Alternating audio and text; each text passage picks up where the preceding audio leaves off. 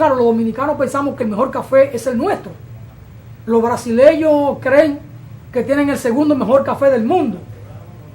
Pero a nivel universal se entiende que el café colombiano es el mejor, de acuerdo a los parámetros que se utilizan para esto. Vamos a ver qué pasa con el tema de Colombia, el tema del diálogo, de la paz.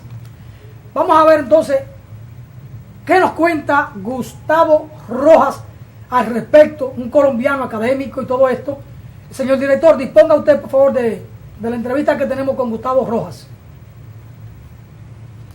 Seguimos en su espacio Voz por el Cambio. En esta ocasión vamos a conversar con un hermano de Colombia, con Gustavo Rojas, un académico, profesor de la Universidad de Cali, en Colombia, como hemos dicho, un hombre comprometido con la causa de su pueblo y con la causa de la humanidad y con la unidad y la integración de los pueblos latinos caribeños, un hermano nuestro de Colombia, con una gran experiencia académica, pero también con una gran experiencia política y con un gran compromiso político. Estamos asistiendo hoy en día a los cambios, a los diálogos, y estos diálogos entre la FARC, la Fuerza Armada Revolucionaria de Colombia, y el Ejército Popular de Colombia, con el gobierno de Juan Manuel Santos. Esto implica unos cambios, un momento interesante, porque ojalá y que por fin Colombia encuentre el camino justo para la paz, porque después de más de 50 años en una situación de violencia que iba a decir que en nada ayuda. De todas maneras, es una expresión de la política y de la guerra política, de las condiciones muy particulares que tiene Colombia con el tema de la pobreza, de la represión y del arrinconamiento en términos políticos de las fuerzas que piensan diferente, de esas fuerzas políticas, sociales y democráticas que se constituyen en fuerzas alternativas. No dejaron más camino que tomar la montaña. Y esto viene desde el año 1948, cuando asesinaron a Eliezer Gaitán, por allá cuando lo del Bogotazo. Así es que hemos estado viendo a Colombia desangrarse y eso no ayuda a América Latina y por supuesto no ayuda a Colombia, porque muchas energías se pierden que deben ir hacia el desarrollo de ese gran pueblo latinoamericano.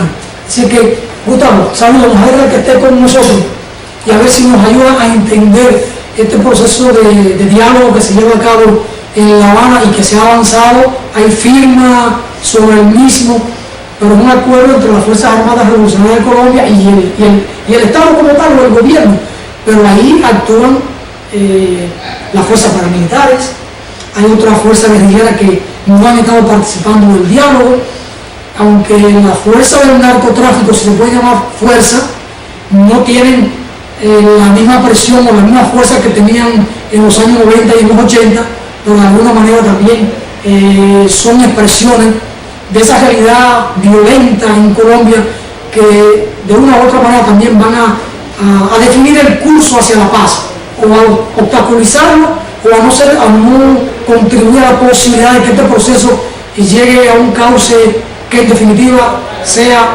como punto final la paz. ¿Cuál es la lectura de este momento complejo que tiene Colombia? Bueno, Alfonso, en primer lugar, muy buenas tardes y muy buenos días o tardes para la audiencia de Voz para el Cambio.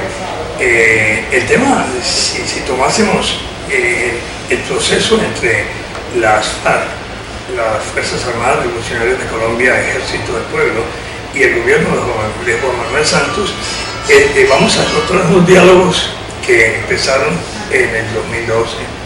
Ya completan 4 años de negociaciones y ha habido todo tipo de dificultades, pero a la vez también ha habido la inercia de sacar el proceso adelante.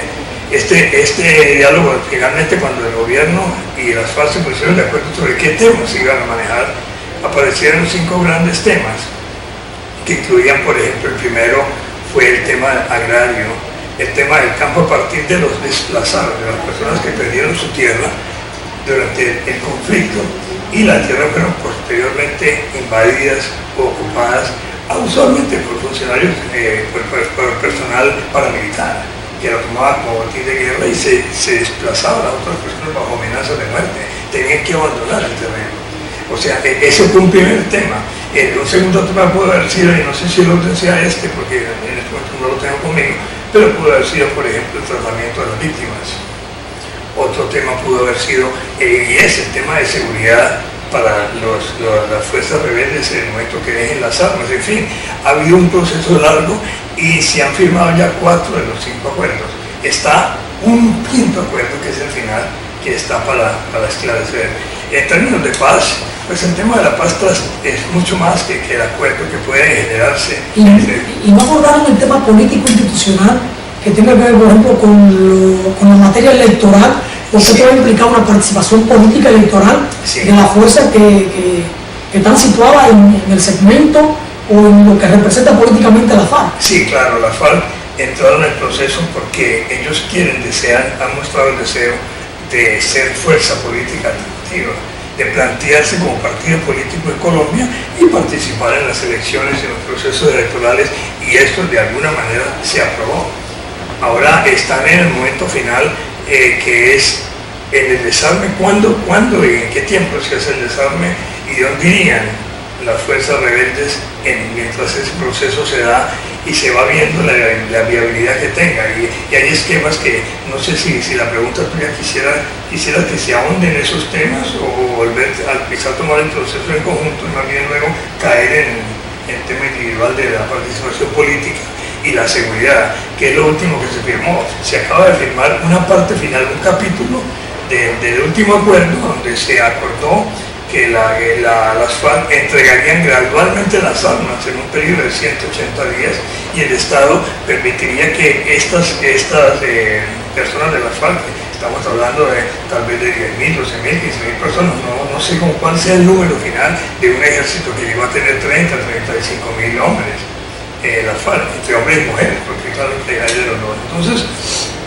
Entonces este proceso, decía que el proceso, a cualquier acuerdo que se llegue en Colombia, va a ser un acuerdo en este momento entre las FARC, como guerrilla se le quiere llamar, como fuerza rebelde, de cese al fuego y garantías para ellos para ingresar a una vida civil, pudiendo participar en la parte electoral, mientras el gobierno garantizaría la vida de ellos, que no van a entregar las armas para ser luego masacradas o van a tener dificultades, y van a ser ubicados en ciertos sitios específicos donde estarían ellos como adaptándose, preparándose para, entre comillas, para la vida civil. Mientras tanto se miraría y cómo se neutralizan fuerzas paramilitares y otras fuerzas de derecha, incluyendo tal vez las mismas bases militares estadounidenses que operan en Colombia, sobre cuál va a ser el trato para este tipo de personas. Pero no entró en discusión en los diálogos el tema de la base militar de Estados Unidos en Colombia. No fue. Que hay 7 bases militares norteamericanas en territorio colombiano. Hay 7, y según lo negoció entre comillas el antiguo presidente Rodríguez, y las que puedan necesitar los Estados Unidos para cualquier intervención. No, ese tema no. Hubo una serie de temas muy sensibles que no se admitieron Sí, porque ese es un tema muy sensible de la base militar norteamericana. Sin embargo, Gustavo, me preocupa el hecho de que entreguen las armas, las guerrillas, ¿no? Y la guerrilla o las fuerzas armadas revolucionarias de Colombia, y que luego se ve lo que ocurrió en el año 1988-89, cuando el tema de la Unión Patriótica, sí, que asesinaron casi 5.000 cuadros dirigentes vinculados al Partido Comunista de Colombia, que era un poco el instrumento, el brazo electoral de la FARC del Partido Comunista. Bueno, más o menos así. La FARC sí nace como el brazo armado del Partido Comunista Colombiano. Con el tiempo aparece un grupo de izquierda que se llama la Unión Patriótica, de personas que no necesariamente eran de la FARC ni del Partido Comunista, pero eran personas que tenían también ideales de cambio, y se levantó un partido alternativo.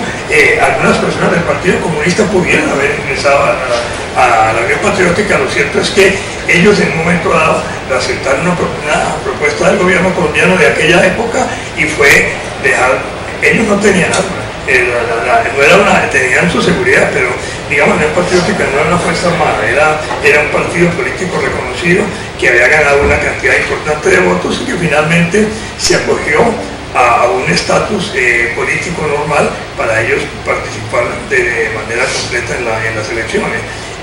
Pero vino ese acuerdo porque algunos no estaban tan presentes, había algunos que actuaban un poquito como clandestinos, se produjo una cacería contra los compañeros y compañeras de la UPA. Apenas se asesinaron casi 5.000 sí, claro, y algunos tuvieron que escapar. Eso fue, los paramilitares se encargaron de hacer ese trabajo en Colombia, y la Unión Patriótica fue desapareciendo en la medida que fue cogiendo prestigio y fue ganando votos en las elecciones.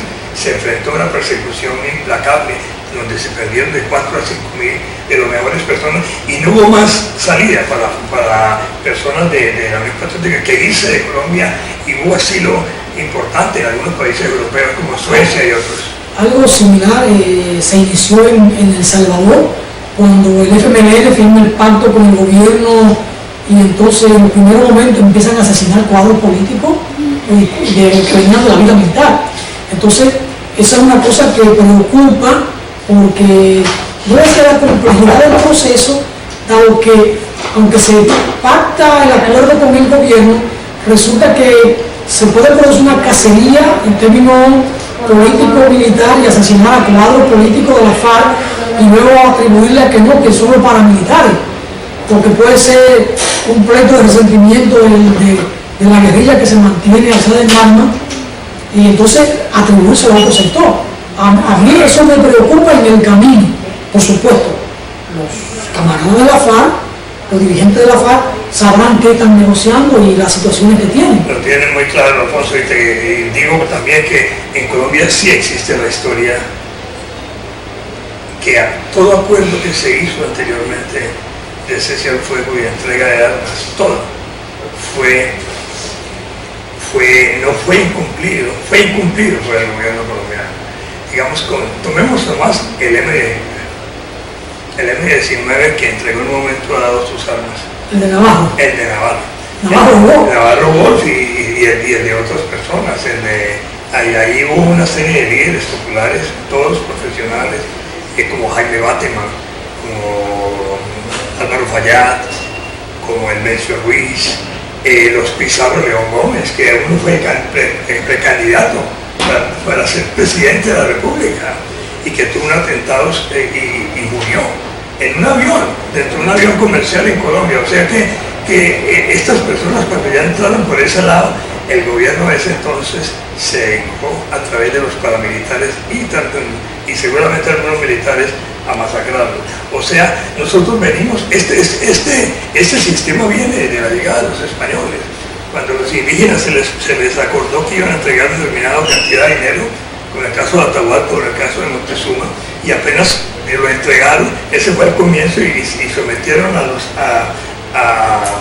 indígenas, a los caciques del momento, y salvajemente los masacraron. Entonces, de ahí los comuneros. La historia de Colombia ha sido una fase como de patria boba, ya la época republicana, porque cuando movimientos rebeldes se han dado, y siempre han encontrado que cuando se hacen acuerdos con el gobierno, siempre todos se han incumplido. Este es el primero que de pronto confiamos que podía cumplirse de alguna manera, pero no hay certeza, porque el gobierno porque los paramilitares siguen, porque quienes apoyan los militares siguen, porque las bases militares estadounidenses siguen.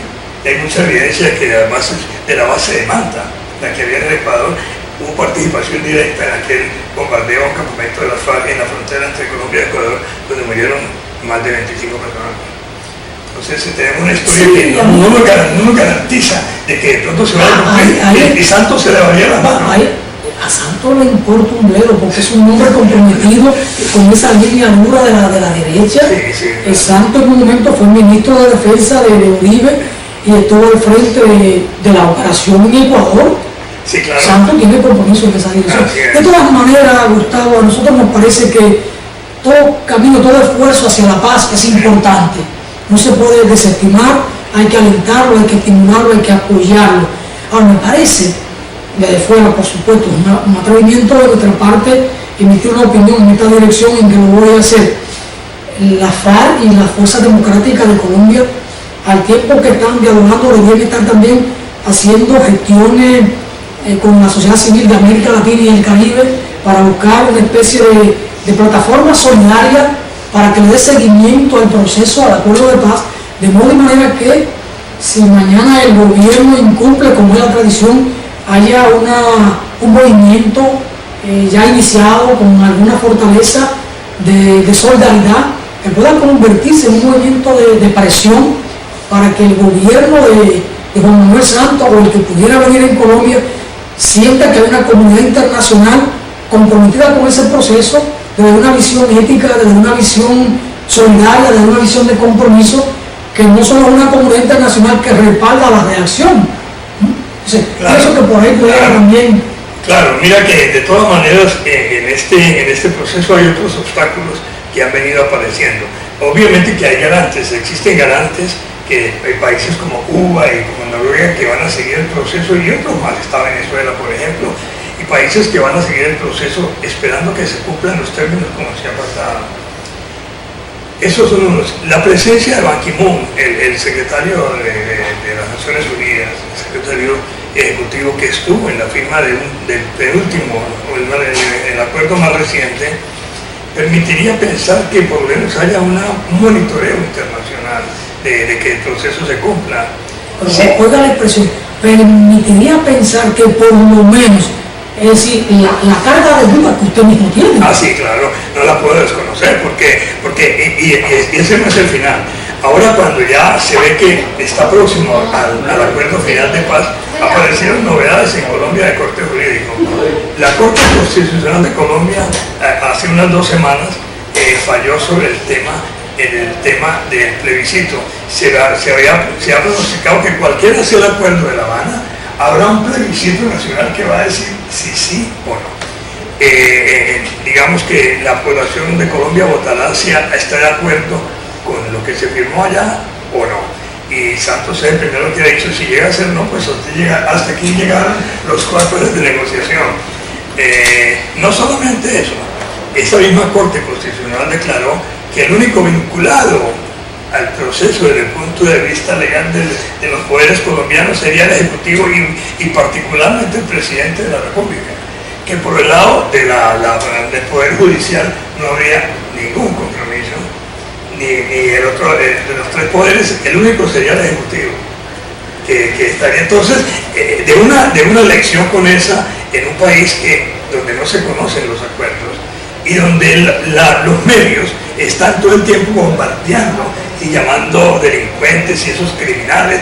En la misma prensa, en los mismos medios se está tratando con frecuencia de esa forma a las fuerzas rebeldes, o sea que la población está desinformada, y ese señor Álvaro Uribe Vélez, que quizá debería estar hace rato en una cárcel porque es un delincuente reconocido y un gran capo mundial, lo que hace es todavía aprovechando la inmunidad que tiene con Estados Unidos y la justicia amañada que tiene en Colombia, y el señor procurador de Colombia que tiene también de ese grupo, permiten que este señor se expresa libremente en Colombia a pesar de sus antecedentes, y ese es continuamente estar rechazando y atacando los procesos de la paz. Que en este caso, como te digo, no estamos hablando de un proceso de paz para Colombia, sino tal vez el comienzo de una semillita que podría llevar adelante, especialmente si los acuerdos sobre esos 5 puntos se cumplan, que cada uno de esos es bien difícil.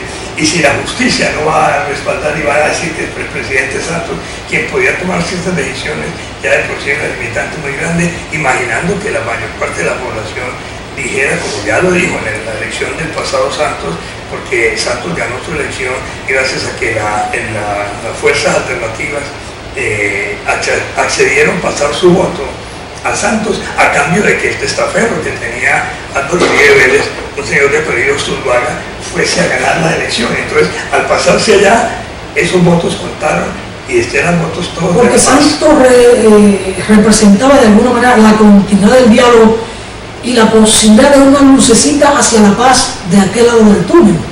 No porque Santos sea un santo. No, sino porque está en la conveniencia. Estados Unidos también se ha participado en el proceso y se ha mostrado interés en que se dé el proceso, pero hay 2 vertientes grandes en Estados Unidos. La caverna militar, cuyo negocio es la guerra y atacar países y estar siempre guerreando en diferentes partes del mundo. Ellos tienen como protagonista en Colombia a Álvaro Uribe. Para ellos la guerra debe seguir y la guerra continuaría sin importar la población colombiana. Para un sector medio de Estados Unidos, digamos empresarios y demás que pueden reflejar la opinión del presidente Barack Obama, es que es bien que se dé, y a nuestra lectura es que es bien que se dé, pero entonces quedarían libres unas zonas importantes del país donde hay recursos naturales muy grandes y de biodiversidad y de minería. Esas son las zonas que ocuparían entonces las multinacionales estadounidenses, y una vez se firme la paz y las fuerzas rebeldes abandonen la zona, por todos los lados digamos que estamos en dificultades, pero la paz va a depender, digamos, este primer granito de arena que contaría hacia la paz, imaginando la paz final, porque la paz final de los colombianos está en la justicia social. Colombia es un país en extremo desigual, de los más desiguales, y por eso es de los más estables. Entonces se requiere que haya una serie de redistribución de tierra y de ingresos en Colombia. Bueno, gracias a Gustavo Rojas por esta conversación muy interesante para ver así esa particularidad de la realidad hoy de Colombia. Una Colombia que durante muchos años ha estado desangrándose.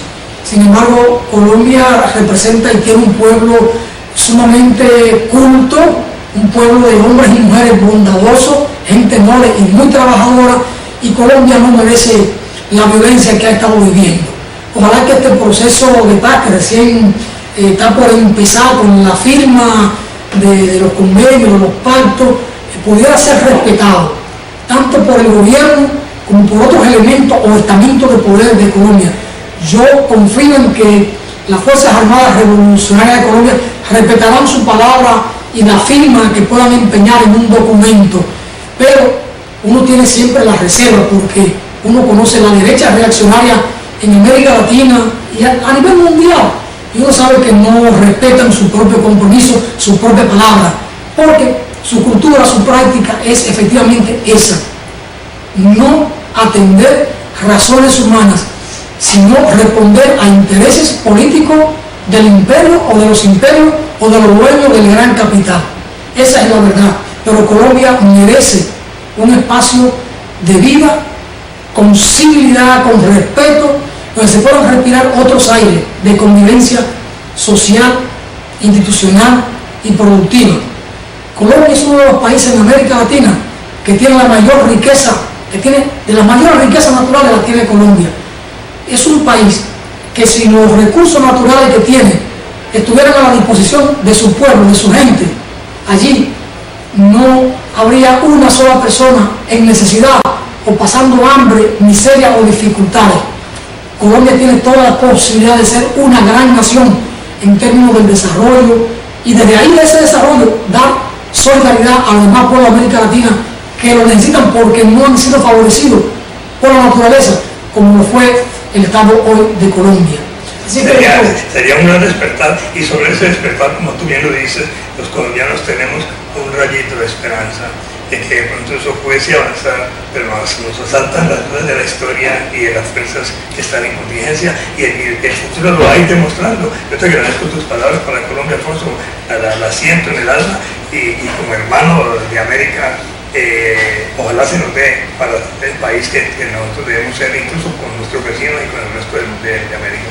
Independientemente de las dudas sobre el proceso de paz que está en marcha, los revolucionarios tenemos que ser siempre hombres y mujeres de fe, de pensar en positivo y de pensar en lo mejor, y ojalá que este proceso que se lleva a cabo en Colombia dé lo mejor de los frutos. Gracias, Gustavo, por estar con nosotros. Un abrazo. Interesante la conversación con Gustavo Rojas, un académico y político colombiano. Nos ayuda a comprender la situación del hermano pueblo de Colombia, una situación compleja, difícil, pero una gran nación y un gran pueblo que merecen salir de esta situación de violencia y encauzar sus energías, sus esfuerzos a la felicidad de hombres y mujeres de ese gran país que es Colombia. Hasta aquí su espacio Voz para el Cambio. Hasta mañana, y nos veremos de nuevo aquí en una nueva entrega de Marte, tiempo de hablar de política internacional, aunque hoy agotamos este espacio con Gustavo Rojas. Hasta mañana y muchas bendiciones para todos y para todas.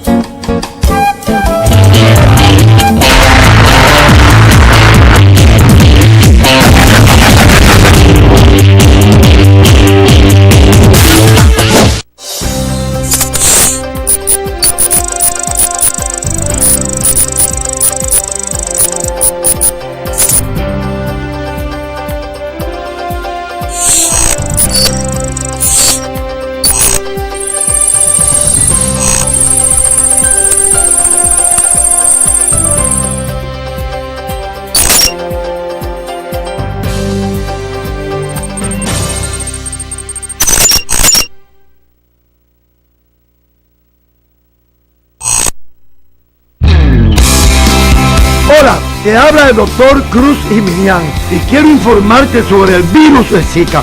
Este virus es transmitido por el mosquito Aedes aegypti. Sí, ese mismo, el mismo mosquito negro con pinticas blancas que transmite el dengue y el chikungunya.